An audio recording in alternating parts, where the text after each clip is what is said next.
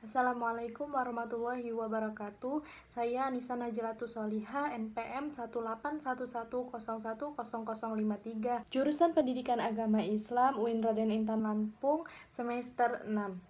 Video ini dimaksudkan untuk memenuhi tugas individu yang telah diberikan oleh Ibu Eka Suci Indriasari MPD dalam mata kuliah Kapita Selekta Pendidikan Islam. Konsep pendidik dalam perspektif Islam adalah seseorang yang diberi atau mempunyai tugas untuk bertanggung jawab dalam mendidik peserta didik, baik itu untuk mengembangkan suatu pengetahuan maupun ilmunya di lingkungan sekolah maupun di luar sekolah yang sesuai dengan ajaran Islam atau syariat Islam. Nah, di dalam Islam sendiri biasanya pendidik atau guru itu dikenal dengan istilah ustadz, mu'alim, murabbi, mursyid, dan mudaris. Nah, selanjutnya tugas dari seorang pendidik atau guru itu adalah sebagai pendidik, kemudian mengajar, kemudian ada juga untuk memimpin. Selanjutnya, konsep peserta didik dalam perspektif Islam, yaitu seorang peserta didik atau murid itu bisa sebagai objek maupun sebagai subjek. Peserta didik dikatakan sebagai objek apabila seorang guru melakukan pendekatan dalam pembelajarannya itu dengan cara teacher center, di mana metodenya itu seperti ceramah. Kemudian bagaimana peserta didik dikatakan sebagai subjek, yaitu apabila seorang guru melakukan pendekatan pembelajarannya itu dengan cara student center seperti metode demonstrasi atau praktek, kemudian metode diskusi, karena pada metode-metode itu guru melibatkan siswa dalam proses pembelajarannya.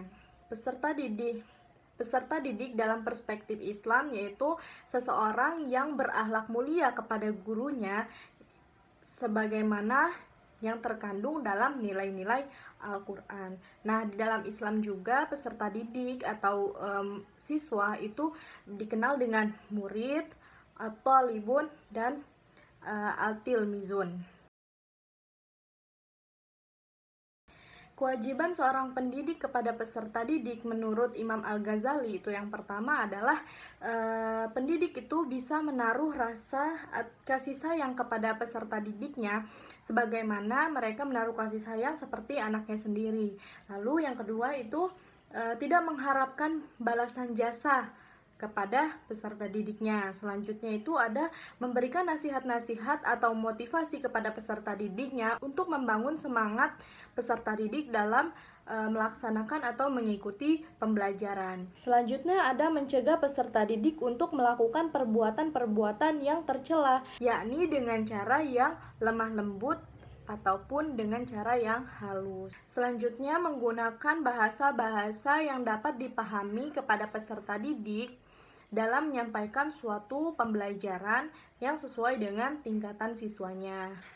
Nah, yang keenam itu ada tidak menimbulkan rasa kebencian kepada peserta didik. Walaupun kadang-kala peserta didik itu susah untuk diatasi. Kemudian yang terakhir itu sebagai peserta didik itu harus mengamalkan atau menyampaikan suatu informasi atau ilmunya yang mereka punya. Yang saya lakukan ketika saya menghadapi permasalahan atau problem peserta didik yang tidak kondusif di dalam kelas itu faktor-faktor yang menyebabkan ketidakkondusifan peserta didik di dalam kelas itu bisa terjadi salah satunya karena metode yang digunakan oleh guru itu terlalu monoton. Jadi saya akan melakukan atau merencanakan metode-metode yang bervariasi atau yang beragam sehingga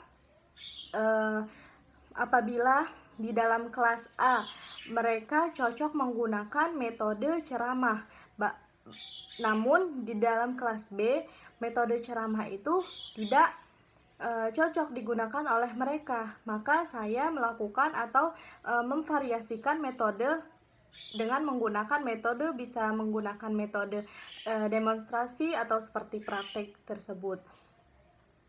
Kemudian cara yang kedua, tidak memberikan atau mencontohkan atau mengeluarkan kata-kata kasar apabila mereka membuat kegaduhan di dalam kelas. Jadi sebagai pendidik atau guru itu harus dapat menahan emosi mereka untuk menghadapi peserta didik yang kurang nurut di dalam kelas. Yang terakhir yaitu ada mengatasi murid yang hiperaktif. Nah, terjadinya ketidakkondusifan di dalam kelas ini bisa jadi karena ada siswa yang memiliki karakter yang hiperaktif. Nah, jadi bagaimana caranya untuk kita terus fokus memberikan pembelajaran kepada peserta didik tanpa adanya halangan dengan murid yang seperti ini? Jadi bisa menggunakan metode seperti demonstrasi atau praktek yang melibatkan aktivitas murid-murid yang mempunyai karakter hiperaktif.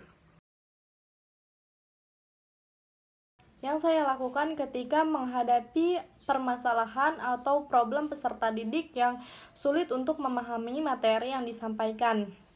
Pertama, saya bisa memastikan bahwa peserta didik itu siap untuk mengikuti suatu pembelajaran di kelas. Dengan cara seperti apa? Seperti contohnya, saya memberikan pemanasan seperti bermain kefokusan game.